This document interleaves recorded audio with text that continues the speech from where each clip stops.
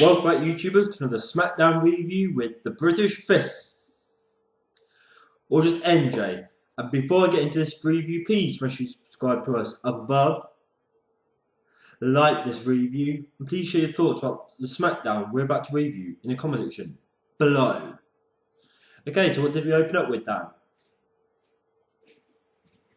Not here. Okay, so I suppose going with the theme of Smackdown, I think I should, go from my walkout.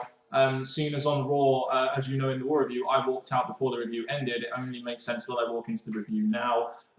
Just to let you guys know out there, I actually had to go to I thought the review was over. I had to go to the bathroom. I was desperate. Just thought I'd let you guys know. Anyway, I'm back for this Smackdown review because I turn up for my fucking job. I guess all this made Smackdown the A show this week, didn't it? Well, it had to, because obviously with Raw coming up to a pretty much messy ending, it had to make SmackDown had to do its better job at improving. Yeah, and I think our opinion of Raw will really, or SmackDown will really depend on what we think of this whole storyline, because it essentially did carry on that storyline from Raw, didn't it? Throughout the night, it did. What did we open with this week then, NJ? It was the group of heels with DX and Wade Barrett in the opening of SmackDown. Yeah, so it looks like they're kicking off from where Raw left off, all the heels moaning about the working conditions. I will say here, I really am not a big fan of the storyline, especially when you have wrestlers in there that are supposed to work feuds and are supposed to work against each other and wrestle. I really do not like this storyline one bit. But I suppose if they're going to continue with the storyline, it does make sense to have these guys open the show. Something different, I imagine. It's just a shame Teddy Long had to come out and make it the same old, I'm making 2 matches in a tag team main event tonight, player. But the thing is, before we get to the matches that are announced, they gave all the heels mic time, which if you saw on a Raw review, I like this. I like giving them the heels mic time. You give Swagger the less time because he was just pretty pointless and just a waste. And then he says, we could have done this without Alberto Del Rio. Then Del Rio says, we're going to show you what Raw's been missing out of. So it kind of gave them all good mic time, a good build-up to this rest of the night. Yes, and they actually introduced Del Rio as the WWE champion and the sort of like the inspiration. So it's good that they're actually trying to make Del Rio stand up. I'll tell you one person who stood out even more. That was our US champion, Vicky Guerrero, carrying the US Championship belt with pride. She is a great US champion, and don't you say anything other than that. I'm just joshing with you YouTubers. I don't really like Vicky Guerrero at all. So we've got 2 matches from this opening segment. Rhodes and Christian versus Sheamus and Orton, and Del Rio versus Sin Cara, which was next. And this match, again, Alberto requested this. He actually wanted this match. Who was the better Mexican, Alberto Del Rio or Sin Cara? That's what they're going to prove in this match. You've got your WWE champion here, NJ, and he's in the match after the opener. Am I seeing this correctly? Well, the way I see it is SmackDown's stupid books. They did the same with Christian. They're doing the same with the Raw champion, so I guess it's just normal. Yeah, it's just that Christian was, I don't know. I just really don't like, I wish Del Rio would have been at our main event or something like that, but whatever. We got Del Rio versus Sin Cara, the Battle of the Mexicans. We didn't have any light, which was fucking good to see. I just find it funny how Del Rio, Rhodes, Daniel Bryan, especially Alberto Del Rio, are filler for the Sin Cara versus Sin Cara storyline, because the match went about 3 minutes. It wasn't a bad match. It's just that our WWE champion, Alberto Del Rio, is filler for a Sin Cara storyline. And I don't like that at all. No, because with Alberto Del Rio, now he's the champion now once again. We're not going through that. No. But the thing is, now he's been really concentrating on making him a strong heel and a strong champ, and having him getting involved with other feuds or being, as Dan said, filler. It's just not booking him as strong as it could have been. Yeah, after the match, the heel Sin Cara attacks the face Sin Cara. I guess they're going to continue with this who is the real Sin Cara storyline, even though we know who the real one is. It's the one in blue. Yeah, that's true. Like, the blue Sin Cara, again, I think it's going to be now, it's not proving who the real Sin Cara is. I think this is just to prove who's better now. Is it going to be the black Sin Cara or the blue? I'm voting the black. Are you going to go blue? I think black, because again, we've had the blue one, he's Sin Cara, that's it now. But the black one, when he came out, he did, in my opinion, look better over the other Sin Cara. I'll tell you what, over the next couple of months, I'll go blue, you go black, and we'll see who wins. We'll go with that. Yeah? Let's go with this. I think I'm on to one here, boys. But anyway, let's go to the next segment, which was Kofi Kingston, Evan Bourne getting attacked by Dolph Ziggler and Jack Swagger. It was a good start to the match. Of course, it's like the Hills getting their payback for what's happened to them in the past. Yeah, so it looks like WWE are going to continue with this whole tag team championship with Ziggler and Swagger being in there. I don't really mind it. I like the way this segment went because you have the heels looking strong, and then they get into the match. The faces are obviously big underdogs. It's exactly how you should book heels in this kind of feud. That's very true. And you have them booked looking strong. Yeah. You have Evan Bourne pushed to a side for temporary basis. Yeah. And basically, Kofi Kingston going crazy. Him letting out all his frustration in the match. Oh, he lets out plenty of frustration. And so does Evan Bourne until he gets whacked. But there we go. Yes, so looks like the feud will continue. I guess it only makes sense as we've got 3 weeks for the next pay-per-view. If this is going to be on the pay-per-view, then I'm glad this segment has been done. At least it establishes the feud going into the pay-per-view, which I assume they will be having a match at. They'll probably have another rematch. There's not much of the tags for Usos, but there we go. Yes, and then we have our traditional Smackdown quick match. Beth Phoenix versus Alicia Fox. This lasted 30 seconds, was a bit of a squash job. And after the match, Beth Phoenix makes Alicia cry. So the Raw after Kelly beats on Beth Phoenix. We're supposed to believe that Beth Phoenix can dominate Alicia Fox. It's like, wow, consistency in booking WWE. Come on, this is a short segment. I'm glad. Oh yes, it was very interesting, very short, and Beth Phoenix was strong. Is this the ultimate return of the British Fist Tea Time segment? For this match, yes. Can I have my tea, please? It's over there. Drinking out of a traditional tea. Unfortunately, we didn't bring our gear this week, did we, NJ? No. What? Have anything else to say about this segment, NJ? That's it. Okay. The commentators fucking sucked tonight, didn't they? Oh dear, Booksy's trying to be his comedy side, but he just interrupting everybody like he does, and then doing no sense at all. Sucker! He didn't flow with the other commentators. He's just not like all they're doing is arguing. It's like, wow, fucking hell, really, WWE? Oh. Again, it's like they're all going against each other. So I wouldn't be surprised if they ever did Booker T versus Michael Cole. Booker T versus Michael Cole. Oh god, it would be better than what we got later on, but whatever. Yeah. At our main event, we get the Big Show promo on his big return. He talks about having 4 months out and the injury being brutal. They show a nice little video package, which is good. And then this got very emotional. Yes, it did. Big Show started crying, which was a bit strange. It's kind of like just what else can you really say other than blubber, blubber, blubber, flubber? Yeah, and he just went on a bit. It did drag on. But the main thing he was saying is that he wants Mark Henry one-on-one. He'll have nothing else. And it looks like WWE are gonna go with this feud for the World Heavyweight Championship. We assume we get the answer later tonight because that is a question that Big Show put to Mark Henry. Did you feel this is a good way of reintroducing Big Show? I didn't mind the sub promo. It's just I don't like him crying. I really wish he would have been a bit more intense about it. No, because I thought he did when he sort of mentioned about I had all these thoughts about the video package, building up, getting me ready for this, giving me my energy back. I liked that, but the whole crying thing really took away the big welcome back Big Show thing. Yeah, then we get Mark Henry coming out saying the Hall of Pain is crowded. Yes, we know it is. He went through each member and said that. Yes. I took you out and that's it. Yeah, that's pretty much all he said. He basically says, Big Show, you don't deserve a shot at the World Heavyweight Championship. And he doesn't, because what has he done to deserve it? He has got a point there, doesn't he? Big Show says he wants his answer tonight or else. So that was our main event for the evening, wasn't it? Well, shit, I'm scared of crying Big Show, yeah. Where? Well, I think British Fist could beat him in a 2-on-1 handicap match. But I guess if the Straight Edge Society can't beat him, then we don't have a chance. Maybe we can block us a bit better, but oh well. They would.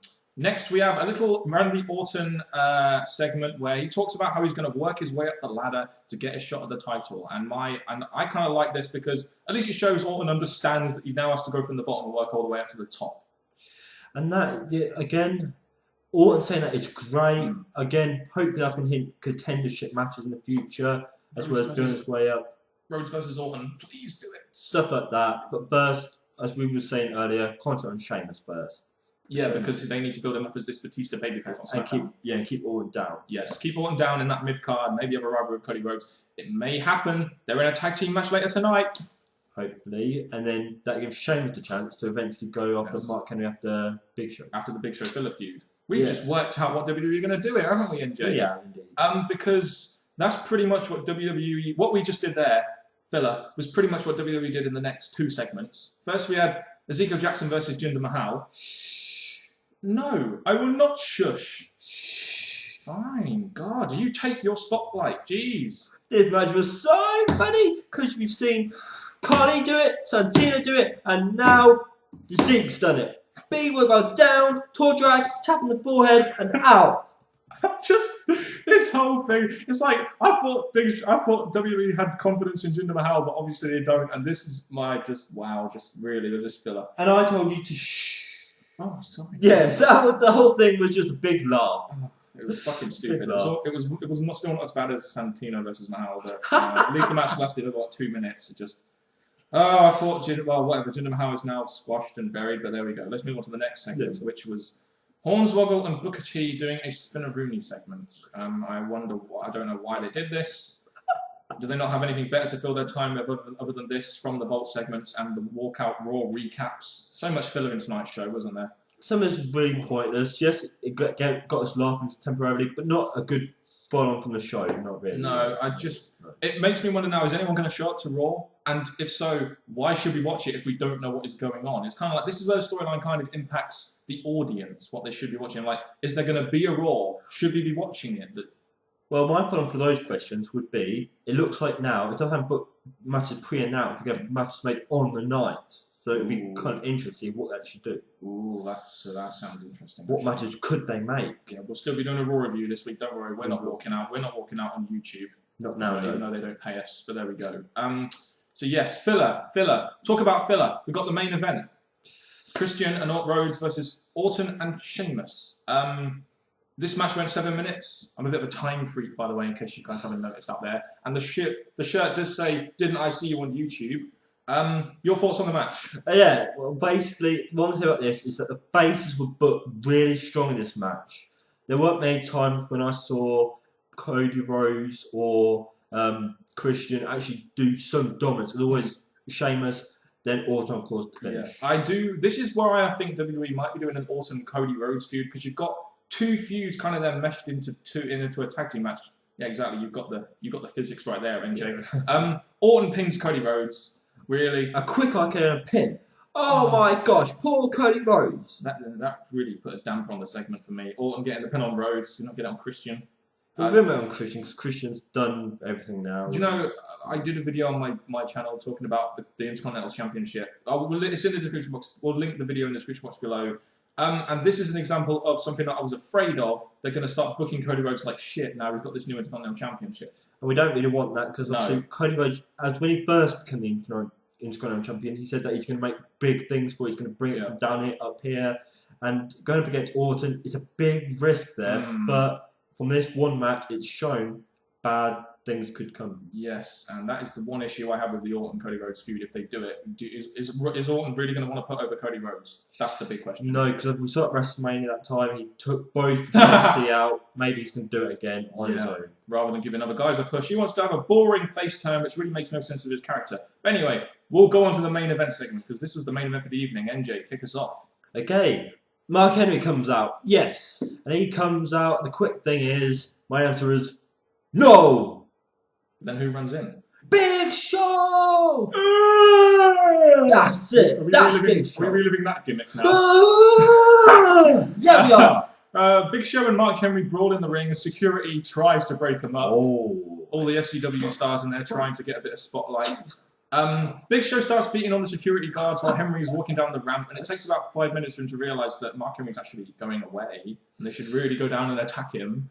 And there's a big part of me thinking, when Mark Henry's outside the ring holding a championship, I thought, copyright. But then they just went on and had Big Show come out the ring and just lay out Mark Henry like I said at the beginning of the night. And this is one of the first times we've seen Mark Henry get dominated by someone. And if it was going to be one guy, I'm glad it's Big Show, because he's a guy that can actually believably beat Mark Henry. And even though I like the Mark Henry booking, I don't mind this because, like I said, Big Show is a believable antagonist to him, or protagonist. True. It's like I've said, I enjoy big guys versus big guys, because obviously you're believable. They're going to put on a big match between the two. Yes, and the big thing about this segment was the absolute chaos that Big Show was causing. He chokeslammed Mark Henry through the damn announcer's table, and then he's just about to attack him with the chair, and all of a sudden Teddy Long comes out and says, "You got your title shot, player! Just don't do what you're going to do!" And then Big Show hits him with a chair anyway, so I wonder if they're still going to do this. It looks like they're going to go ahead with Mark Henry versus Big Show for the WWE Championship. This segment has set this up very well, in my opinion. I think the way they've done it, for some reason, Big Show's requested Mark Henry's approval throughout the night, but it was actually Dean Long who gave him this match, and I hope we're going to be getting this, hopefully, at Vengeance. Yes, of course. And do you feel these two segments with Mark Henry Bischoff could have been done in one, or are you glad they were done in two? Well, again, the way that the autumn match went, I'm kind of glad that didn't finish so I'm kind of glad if this was the main event, I'm happy with it. Yeah, as am I, MJ. Just wanted to know your opinion, that's all. Anyway, British Fist for the win. Ka-ching. Overall thoughts on Smackdown? Okay, again, not the best. No. Again, it was meant to improve, be a better Raw, a good follow-on from the pay-per-view, but again, it was really the last two segments that actually gave us what the whole follow-on was about. I think, like I said at the beginning, it really depends if you're into this storyline or not. If you're into this storyline, you might enjoy this Smackdown, but if you're not, you probably won't, like me. I personally think this show was quite filler. This Smackdown just sucked. I really didn't like it at all. Apart from the Mark Henry Big Show stuff, the show really lacked, in my opinion. And it looks like SmackDown took a great opportunity. They've got all the superstars, and they've made them not a so good show out of it. And it really makes me wonder what the fuck's going to happen on Raw now. Because I really want Raw to be good, because SmackDown sucked. They do need to bring up their ratings and interest in wrestling again. This Raw and SmackDown, probably weeks before, they've not been good. And that is why I feel WWE have done this walkout, because they want people to go on SmackDown. And at least I'll say this, at least the superstars saying they don't want to go back on Raw made SmackDown seem like it was an A show. It actually was important, because it was the only show these guys were going to wrestle on. And that is one positive I will give from this SmackDown. But, again, this was meant to become the A show, but the grading of this show is actually... You're grading it a C. I think you're being a bit generous there, personally, but that's just opinion-based, I guess. I just really didn't like this match. I'm going to C minus D. I don't really know. Again, I really can't grade the show with this. It just all depends on what you think of this storyline. But get us your thoughts in the comment section down below. We want to hear your thoughts. Your thoughts are very important to us here at the British Fist. And that has been it from Mr. Parkin. Say again, we people, Mr. Parkin, and me, NJ. And that's left from the British Fist say. Goodbye.